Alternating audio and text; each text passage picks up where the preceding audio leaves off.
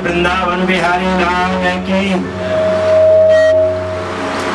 आप किसी शोक सभा में नहीं आए हैं, आप ज्ञान सभा, प्रार्थना सभा, प्रेरणा सभा, ऐसी सभा में आए हैं तो जय घोष तो बनता है।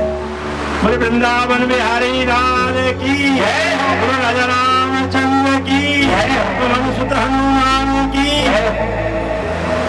इस आशीर्वाद गार्डन के प्रांगण में उपस्थित मंच पर शोभायमान ऐसी शख्सियत, रूहानियत शख्सियत जिन्हें आप भली भांति पूनम माता जी के नाम से जानते हैं। माता जी गढ़ी अरसरू माँ वैष्णो दरबार की संयोजिका हैं। जैसे हमारे देवता जी बालाजी मंदिर शिवाजी नगर को चला रहे थे, उसी प्रकार समर्पण भाव से, प्रेम भाव से भक्ति रस को बांटते हुए पूनम माता जी हमारे बीच में पधारी हैं। मैं उनके चरणों में नमन हो नतमस्तक उन्हें प्रणाम करता हूं और उनके पीछे उनकी प्यारी सी बिटिया जिन्हें आप डॉक्टर अलका शर्मा के नाम से जानते हैं, जानी मानी शख्सियत, जानी मानी ज्योतिषाचार्य और वास्तुकार, उनका भी मैं अभिनंदन करता हूं इस प्रार्थना सभा में। और जैसा कि आप सबको मालूम है कि आज यहाँ पर संत समागम होने वाला है, कोई शोक सभा नहीं है। मंच पर हमारे बीच स्वामी रूप नारायण दास जी चित्रकूट से पधारे हैं। मेरे एकदम दाईं ओर सफ़ेद वस्त्र में, मैंने अभी हाल ही में स्वामी जी के दर्शन चित्रकूट में किए थे, लगभग 4-5 महीने पुरानी बात है। इनकी सादगी, इनकी सभ्यता, इनकी संस्कृति, इनका रहन सहन देखने के बाद वास्तव में आप समझ जाएंगे कि संत की किस प्रकार की जीवन शैली होनी चाहिए। और आप विश्वास करेंगे, इन्होंने अपने हाथों से मुझे और मेरे भाई और दोनों भाइयों की श्रीमती को अपने हाथों से हलवा बना करके प्रसाद रूप में अर्पित किया। ये है, कहते संत हृदय नवनीत समाना। तो इस प्रकार की शख्सियत को मैं नमन करता हूँ। और हमारे बीच में मनीष जी महाराज पूनम माता जी के परली तरफ पधारे हैं, हरिधाम मंदिर श्री मेहंदीपुर बालाजी रुद्रपुर से। उनको भी मैं नतमस्तक हूँ, क्योंकि मेरा उनका परिचय तो नहीं है, लेकिन गोसाई जी से ना जाने कितने बार ऐसे संत पुरुषों की चर्चा होती है, तो आप सबके आधार पर उनको भी मैं नमन करता हूँ। और जहाँ तक अभी माता की परिभाषा बता रहे थे देवराज जी, 2 शब्दों के अंदर माँ की परिभाषा को कहा जा सकता है कि तुझको खुदा कहूँ या खुदा को खुदा कहूँ, दोनों की सूरत एक है, किसको खुदा कहूँ। ईश्वर का साक्षात रूप, ईश्वर का प्रतिबिंब, जिसके मन में मात्र प्रेम और ममता, इसके सिवा कुछ नहीं, उस ममत्व का प्रतिबिंब देवता जी। मेरा परिचय देवता जी से लगभग 5 वर्ष पूर्व हुआ था। यद्यपि मैंने नाम तो उनका सुना था, लेकिन हर समय के मिलने की घड़ी होती है। किसी कवि ने कहा है कि वक्त की बात है, वक्त खुदा होता है, वक्त के हाथ पर हर वक्त छपा होता है, वक्त से पहले मुलाकात कहाँ होती है, वक्त का खेल है, मिलता है, जुदा होता है। तो मेरा वक्त था उनसे मिलने का लगभग 5 वर्ष पूर्व, जब मैंने माता जी के दर्शन किए। जैसे ही मैंने नतमस्तक हो उनके चरणों में अपना सिर रखा, उस ममता भरी माँ ने इस प्रकार से सिर में मेरे चुम्बन किया, मुझे अपनी माँ की याद आ गई कि बिना किसी भेदभाव के, कोई भी जाति, कोई भी वर्ग, कोई भी पुरुष हो, महिला हो, बच्चा हो, बड़ा हो, वो ममत्व में उस बच्चे को आशीर्वाद देती थी।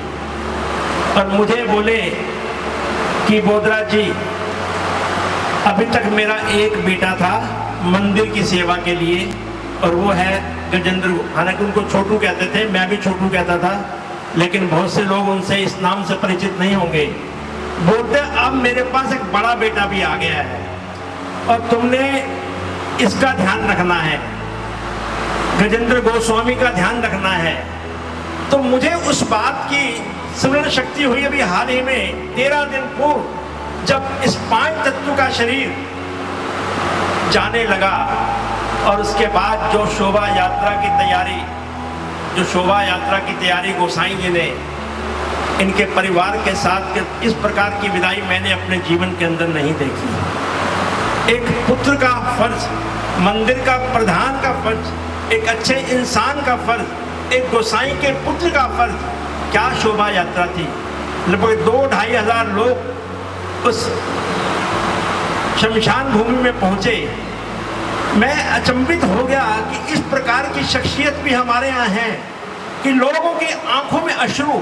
हालांकि मैंने देवता जी की बिटिया को दूसरे दिन मना किया कि आपको रोने का अधिकार नहीं है, क्योंकि मैं एक बार वृंदावन गया, एक गोसाइयों के परिवार के अंदर 16 साल का नौजवान बच्चा गुजर जाता है और वहाँ किसी की आंख में आंसू की एक बूंद नहीं है। मैंने पूछा क्या कारण है। कहते हैं हमारे यहाँ जन्म और मृत्यु दोनों उत्सव है, क्योंकि मृत्यु होगी तो जन्म होगा, जन्म होगा तो मृत्यु होगी। क्या सुंदर शब्दों में भगवान कृष्ण ने गीता के दूसरे अध्याय में कितने सुंदर शब्दों में ये एनम वेति हंतारम यशेनम मन्यते हतम, शरीर को भूल जाओ, ये जलेगा, कटेगा, मरेगा, गल सकता है, जल सकता है, लेकिन जो हमारा शुद्ध आत्म स्वरूप है उसका कुछ भी नहीं बिगड़ सकता। तो इस प्रकार की मातृशक्ति, देवता जी का प्रेम, देवता जी का स्नेह, आज जिस हिसाब से लोग आ रहे हैं और दोपहर को भोजन के समय मैंने लोगों के अंदर अगाध प्रेम देखा, तो मेरी बच्चों से विशेषकर बिटिया से प्रार्थना है कि उनके निमित्त अश्रुधारा आपकी आंखों में नहीं होनी चाहिए, क्योंकि आप एक ऐसी माँ की प्रेरणा हो। आपसे कई लोग प्रेरणा लेंगे भविष्य में। आपके अंदर ना केवल उनका खून है, बल्कि आपके अंदर उनके आध्यात्मिक जो हमारे संस्कार हैं वो भी भरपूर भरे हुए हैं। तो आपने उस अध्यात्म का जो आपने प्रसाद माँ से उसको आपने बांटना है। वो प्रेम भी देती थी, ज्ञान भी देती थी, और मैंने उन्हें गायकी के रूप में आशीर्वाद देते हुए देखा है। बताते हैं बचपन के अंदर क्या गाती थी और मन में प्रेरणा हुई कि मुझे तपस्या करनी है। 40 दिन बिना खाए अयोध्या नगरी, हमारे राम लल्ला की नगरी में जाकर के उन्होंने तपस्या की 40 दिन की, और उसके बाद उस माँ को, उस देवता जी को, मैं कहना हनुमान जी के दर्शन अपने और क्या प्रेरणा मिलती है, क्या व्यक्तित्व था, क्या शख्सियत थी। अपनी भक्ति, हर व्यक्ति अपनी को सेवा, प्रेम से भंडार में से निकाल के बांटना। और अपने व्यवहार बहुत से संत आशीर्वाद देते हैं, बहुत से संत आशीर्वाद देने के साथ ज्ञान भी देते हैं। भक्ति शिरोमणि पहला संत देखा, मुद्राक्षी जाओ तो सुरेंद्र खुल्लर की जेब में 100 रुपए का नोट, 50 रुपए का नोट, कुछ न कुछ किसी को खाली नहीं भेजते थे। यानी वो सरस्वती स्वरूप, ज्ञान स्वरूप, शक्ति स्वरूप के साथ साथ लक्ष्मी स्वरूप भी थी हर व्यक्ति को। मैं अभी कन्हैयालाल आर्य जी को देख रहा था, उनको ऊपर हमारे कन्हैयालाल आर्य जी श्री आर्य प्रतिनिधि सभा हरियाणा के संरक्षक हैं और परिवार के भी, और हमारे गोसाई जी के विशेषकर शुभचिंतक हैं। उन्हें भी हमने, क्योंकि श्री केंद्रीय सनातन धर्म सभा और आर्य प्रतिनिधि सभा ये पूरे हमारे हिंदुत्व का प्रतिनिधित्व करते हैं, तो इसलिए हालांकि ऐसे ऐसे लोग हमारे बीच में बैठे हैं जिन्हें मंच पे बिठाना चाहिए, जैसे हमारे कंवर भान वधवा जी हैं, श्रीमान HS चावला जी हैं, हमारे कृष्ण कृपा सेवा समिति के गोविंद आहूजा जी हैं। लेकिन हमने कहा मंच की थोड़ी सी मर्यादा रखते हैं, क्योंकि सोफे में बैठना या ऊपर बैठने में ज़्यादा अंतर नहीं है, ताकि संतों को हम पूरा, हमारे बीच में यदुवंश जी, रमेश चुटानी जी, बहुत से गणमान्य व्यक्ति आए हुए हैं। सुभाष अदलखा जी को भी मैं देख रहा था, CB मनचंदा जी हमारे बीच में, बालकृष्ण खत्री जी हमारे बीच में हैं। तो ये वो शख्सियत हैं जो शहर का, पूरे शहर का प्रतिनिधित्व करते हैं, चाहे वो धर्मेंद्र बजाज हो, चाहे रमेश जी हो, चाहे OP कालरा जी हो। मैं उन सबका आभार प्रकट करता हूँ।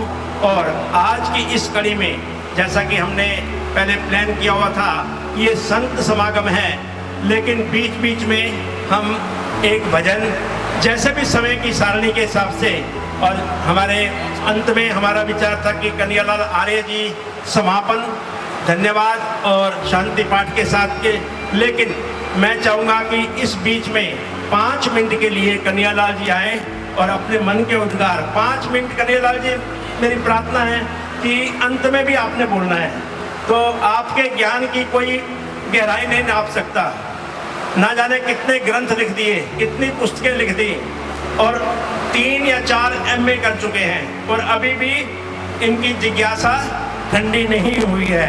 ऐसे ज्ञान के दाता श्री कन्हैयालाल आर्य जी, उनसे प्रार्थना है कि 5 मिनट के लिए आकर के अपने मन के उद्गार प्रस्तुत इस करें। श्रद्धा सुमन के लिए जिस व्यक्तित्व को हम श्रद्धा सुमन अर्पित कर रहे हैं वो देवता भी है, माँ भी।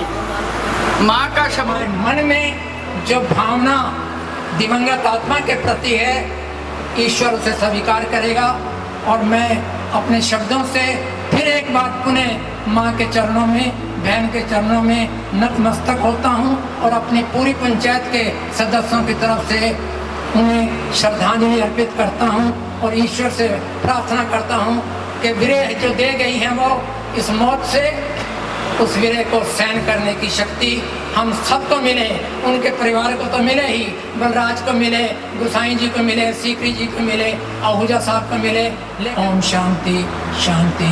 शोक नहीं है, ये प्रेरणा सभा, ज्ञान सभा होगी। बंधु और मातृशक्ति, मुझे बहुत शब्द अच्छे लगे, तो छोटी सी वर्णन कर रहा हूँ, बहुत मामूली सा संक्षिप्त सा वर्णन है। एक संत, व्यापारी के घर में एक संत ने दरवाजा खटखटाया और उसने कहा, माँ भोजन चाहिए, भोजन करा दीजिएगा। वो गौर वर्ण वाली गरिमामयी गौरवशाली सुजाता थी। ऊंचे ललाट वाली तिलक से चमकती उनकी माता थी। पति व पुत्र के वियोग की हृदय विदारक उनके मन में व्यथा थी। दिन हो जा रात, घर हो जा बार, जय बजरंगबली उनकी गाथा थी। हमारे स्वामी ज्ञानानंद जी, जिन्हें हम गीता मनीषी के नाम से जानते हैं, यद्यपि उन्होंने प्रयास किया कि वो आए, लेकिन संतों का कार्यक्रम भी, क्योंकि कभी वो हरिद्वार, कभी कुरुक्षेत्र, कभी वृंदावन और अभी ऑस्ट्रेलिया से थोड़े दिन पूर्व, लेकिन वो अपने आप को रोक नहीं पाए। उन्होंने संदेश भेजा है कि सीकरी जी से कहिएगा कि गोविंद आहूजा जी ने व्हाट्सएप के ऊपर, मेरे पास उनका ऑडियो आया है, 4 मिनट का उनका ज्ञान का अमृत वर्षा है, तो मैं उसको माइक पे लगा करके आपके सामने, आप बड़े भाव से इस प्रकार के संत, जिन्हें गीता मनीषी कहते हैं, जिन्होंने ना केवल अध्ययन किया है, ना केवल स्वाध्ययन किया है, ना केवल समीक्षा की है, ना केवल मंथन किया है, बल्कि चिंतन भी किया है, इस प्रकार के ग्रंथों के ज्ञाता स्वामी ज्ञानानंद जी के मन के उद्गार में आपके सामने प्रस्तुत करने जा रहा हूँ।